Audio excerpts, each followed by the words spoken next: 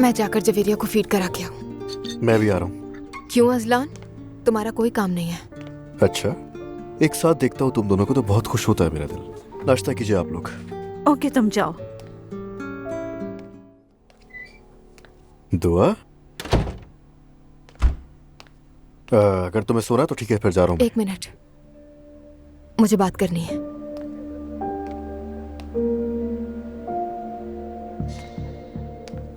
ठीक है। तुमने मुझसे शादी के हवाले से बात की थी। कर लेते हैं शादी, बच्ची की खातिर। क्या तुम संजीदा हो दुआ? मैंने बहुत सोचा। ठीक कह रहे हो, ऐसे नहीं चल सकता। कर लेते हैं निकाह। बिस्मा साहिबा, अब आप मुझे बताएं कि आगे क्या करना होगा। तुमने कहा था कि मेंटल हेल्थ का सर्टिफिकेट अप्लाई किया है। उसके रिजल्ट के लिए कितना वक्त दिया है उन्होंने? जी, अगर मैं टेस्ट पास कर लूं तो 1 महीने में सर्टिफिकेट मिलेगा। लेकिन आप मुझे इस बात की यकीन दहानी कराएं कि सर्टिफिकेट के बाद उसकी किफालत खत्म हो जाएगी। अदालत मेरी बेटी मुकम्मल तौर पर मुझे दे देगी। ये सब कुछ इतना आसान नहीं होता दुआ। तुमने उस घर में वापस जाकर अपने सारे मौके ज़ाया कर दिए और इसीलिए तुम्हें नया आगाज चाहिए। तुम्हें अपने शौहर से दोबारा निकाह करना है।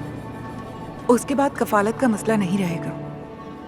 फिर मैं तुम्हें दोबारा तलाक दिलवा दूंगी और कफालत भी ले लेंगे।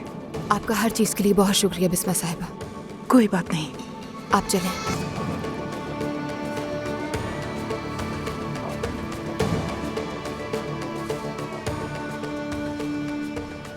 यूसुफ भाई, वो अभी गई है। उसने वकील से जो बातें की मैंने रिकॉर्ड कर ली। आ जाए, आ जाए भाई, आ जाए।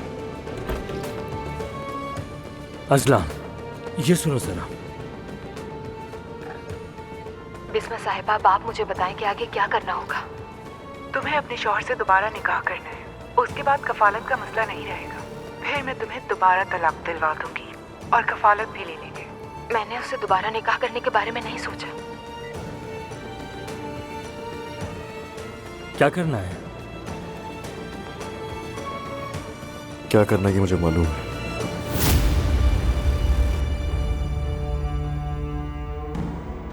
दुआ, मैं बहुत खुश हूं।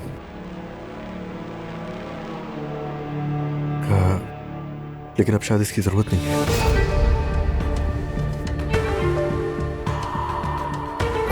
क्या मतलब? यानी हमें शादी नहीं करनी चाहिए। हाँ, मैंने तुम्हें प्रपोज किया था, लेकिन सोचा बाद में, बहुत सोचा। तो रहने देते। किसी किस्म का तुम पे जोर नहीं डालना चाहता हूं मैं समझी नहीं। क्या हम ऐसे रहेंगे बगैर शादी के? बिल्कुल ऐसे ही रहेंगे, कोई बुराई नहीं है। जब तुमने कहा था कि तुम्हें मुझसे निकाह नहीं करना, दुआ, तुम अपनी जगह बिल्कुल सही हो।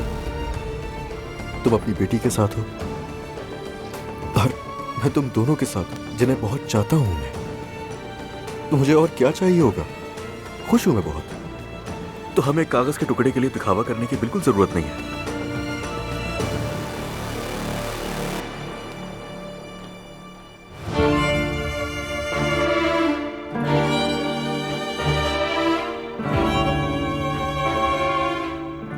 मेरी जान हो तुम।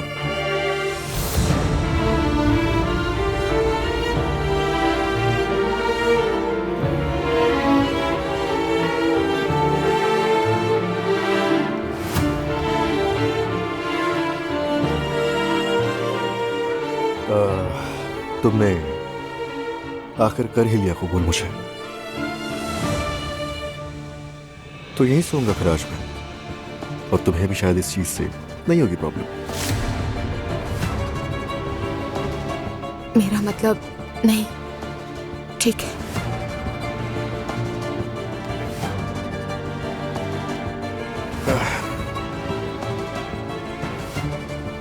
ये मेरा वादा है तुमसे कि हर चीज अब पहले से ज्यादा अच्छी होगी। भरोसा रखो। जरूर होगा।